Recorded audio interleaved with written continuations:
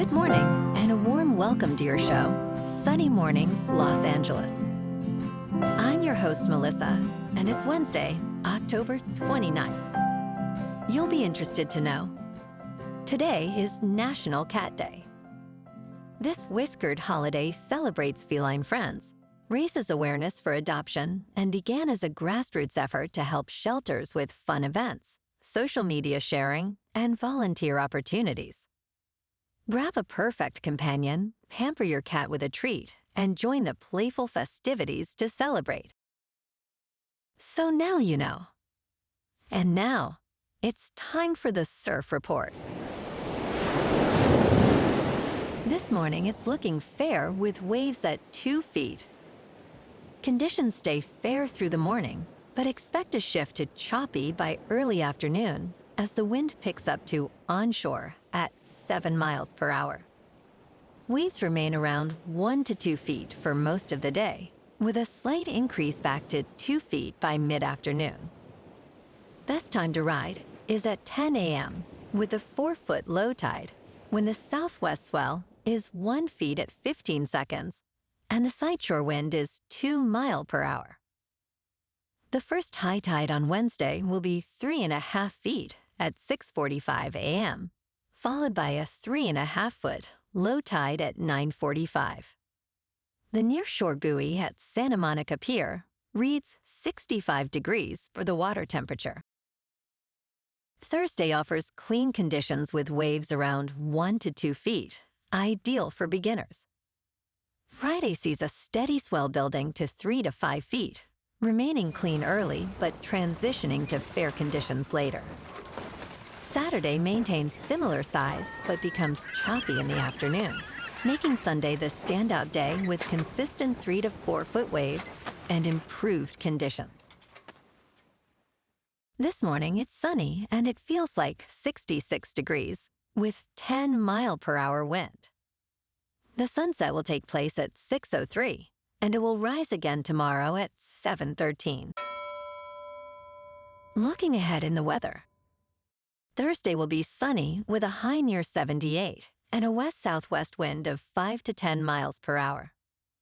Patchy fog is possible overnight and each morning through Sunday with mostly cloudy nights in the upper 50s to around 60 and daytime highs around 70 to 73. Bonjour, food enthusiasts. This podcast is brought to you by Versailles Cafe and Pastries in Encinitas. Nestled on El Camino Real South, just north of Encinitas Boulevard, this cafe is a haven for culinary delights. Indulge in their amazing Eggs Benedict or their gluten-free crepes. You can grab a panini for lunch or just breeze on through to get your morning coffee. They are open every day from 8 to 5. So stop on by and don't forget to tell them Sunny Morning sent you. In local news, nearly 30 protesters who blocked the 110 freeway to highlight the humanitarian crisis in Gaza have agreed to perform 20 hours of community service. A judge has placed them in a 12-month diversion program, allowing charges to be dismissed if they complete the service and obey the law by October 2026. Colleen Flynn, the protesters' attorney, praised her clients for their moral decision to engage in civil disobedience. Deputy City Attorney Brad Rothenberg argued that the freeway closure affected thousands of commuters in the second-largest city in the United States.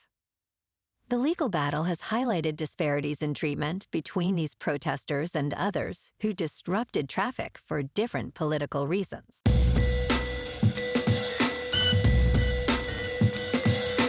Now on to sports. Damon Jones, a former NBA player and assistant coach, has found himself at the center of a significant betting scandal. He is accused of leaking inside information to sports bettors using his friendship with LeBron James. Jones was arrested last week as part of a federal investigation into an illegal gambling ring linked to organized crime.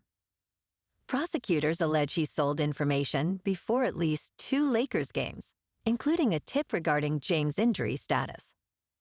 Now, Jones faces serious legal issues, having been advised by prosecutors to refrain from gambling due to his very serious gambling problem. Now on to the World Series. This one didn't go to 18 innings, but it was still a good one. The Jays beat the Dodgers 6-2 and tie up the series at 2 apiece. They remain in Los Angeles for Game 5 tonight, with Yespage facing Blake Snell at 8 Eastern on Fox. In local sports, the Rams bolstered their secondary on Monday, acquiring cornerback Roger McCreary from the Tennessee Titans in exchange for a 5th-round draft pick. And star receiver Puka Nacua is expected to return for Sunday's game against the New Orleans Saints, while receiver Tutu Atwell will spend at least 4 games on injured reserve. Coach Sean McVay announced these moves as the Rams returned from an off week. McCreary, a 25-year-old, has 3 career interceptions and is expected to provide depth to a cornerback group affected by injuries. McVay anticipates Nacua will practice this week and play against the Saints. In top news, food stamp funding is set to run out in a matter of days amid the country's second-longest government shutdown, leaving struggling Americans without financial assistance during a period of higher grocery prices. The United States Department of Agriculture, which operates the Supplemental Nutrition Assistance Program, more commonly known as SNAP, stated that, at this time, there will be no benefits issued November 1st. SNAP participants receive an average of about $187 per month. Public policy professor Luke Schaefer warned that many may face tough choices, saying, "Am I going to pay my rent, or am I going to eat this month?" Contingency funding remains available, but the agency claims it cannot use that money for regular benefits. In business news, Sora has lost its App Store crown to Dave's Hot Chicken. This popular app has taken the top spot, ending Sora's impressive weeks-long reign. Since its launch on September 30th, Sora dominated the charts due to its user-friendly AI video generation. However, on Friday, it was dethroned by Dave's Hot Chicken, which is running a promotion for free sliders to celebrate Drake's birthday. This promotion resulted in 343,531 new accounts in a single day. Dave's is not alone in leveraging free offerings. Many quick service chains have succeeded similarly. As digital sales rise, maintaining direct customer relationships becomes increasingly vital. In crypto movement, Bitcoin is down 0.5% to about $113,000. Ethereum is down 3% to just under 4,000. And XRP is down 1% to $2.62. Moving on to a more local vibe. In our community spotlight on health and wellness, we are working with a national Pilates studio to bring you some free classes, so listen up. Check out Club Pilates, with several locations in the San Diego area. Pilates presents a comprehensive wellness approach, cultivating strength, reducing tension, and elevating mental well-being. Scientific research affirms its benefits. So now you can check out Club Pilates for a free class, with locations in Encinitas, Solana Beach, Oceanside, La Jolla, and more. Just be sure to tell them Sunny Morning sent you by. And now, back to the show. Let's talk tech. Scammers are targeting Americans in a clever new debit card scheme. While many believe credit cards are the most targeted payment method, it is actually debit cards that fraudsters pursue the most. A recent Federal Reserve survey indicates a rise in such cases. One bizarre scheme involves victims being told to destroy their debit cards while leaving the chip intact. Scammers then collect these cards using social engineering to obtain PIN numbers and access bank accounts. Consumers are at greater risk of loss with debit cards, as funds are withdrawn immediately upon unauthorized access. To protect yourself, monitor your accounts regularly and avoid sharing sensitive information. And in entertainment news, some people are good at making hit television and streaming shows.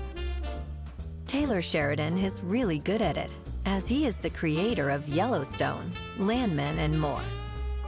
That is why it is surprising that he is leaving Paramount, which was counting on him to create more hits for Comcast. Sheridan is arguably the most powerful creator in television and streaming today, generating a reported $2.9 billion in revenue from Yellowstone alone. It is a puzzling decision, especially for Paramount's new owner, David Ellison, who knows the value of a single megastar. Well, alrighty, folks, it's time for the quote of the day. And today, our quote comes from the American poet and author, T.S. Eliot. And he said, "The journey, not the arrival, matters as we celebrate the companionship and joy our feline friends bring into our lives." And that's a wrap for this morning. You can check out our Instagram, YouTube, and TikTok for some captivating aerial videos with local news and the surf reports. Have an amazing day, my good friends. We'll see you tomorrow with another episode of Sunny Mornings, Los Angeles.